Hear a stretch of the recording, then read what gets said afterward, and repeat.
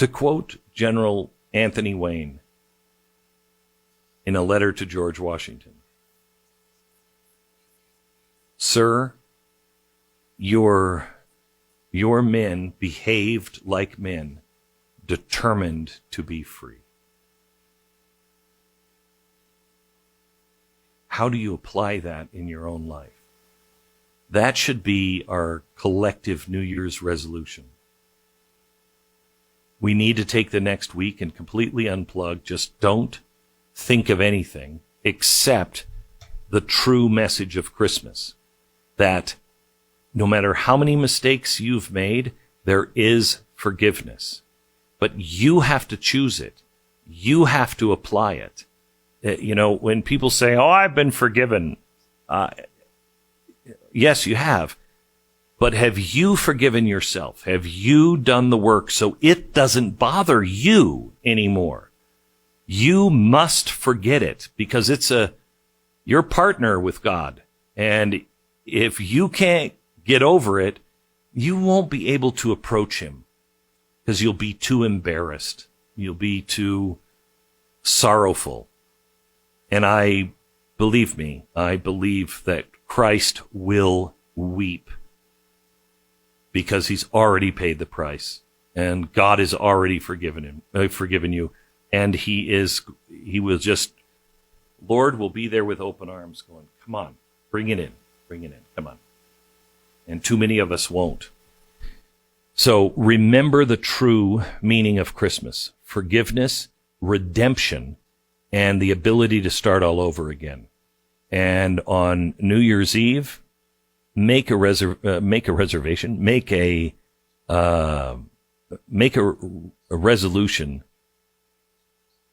that you will live your life as a man or a woman determined to be free. Before you take that oath, define on paper what you think that might mean. What does a man or a woman do to demonstrate to themselves that they are determined to remain free? We could go a million different directions on that, and maybe that's something we'll do on our first show back after the new year. Let me just leave you with this. I am grateful in this year for all of the unexpected blessings that have come from very unusual places. But that's the way God works. I am grateful for COVID. My family is up here together. It's a mixed family with my stepdaughters, or not my stepdaughters, my daughters from my first marriage, who have felt like stepdaughters with my wife, I think. And it's always been tough because kids think that they have to make a choice between which one, am I betraying one if I'm with the other? And it's so silly. But the time that was afforded us for COVID, and quite honestly, my understanding of what's truly important, if I lose my family, none of this is important.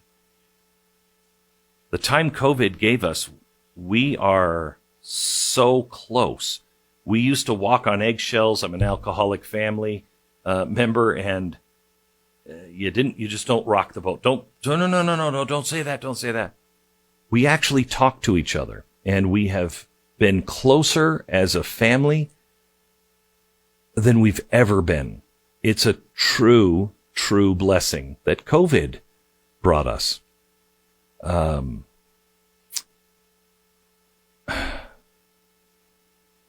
I wish I could sit Donald Trump down and he would really, truly hear this.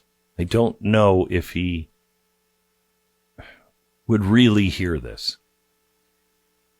But I am grateful for a man who was willing to take on almost the entire world for what he believed.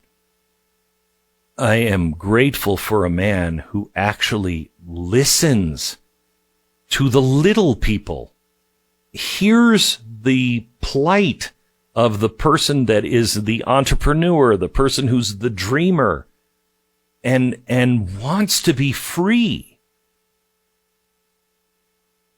He was the most unexpected messenger of that.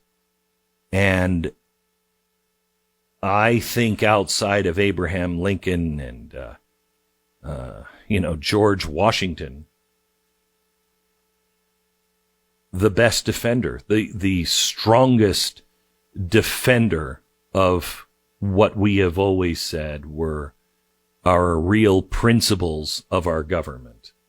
And I pray that he knows that.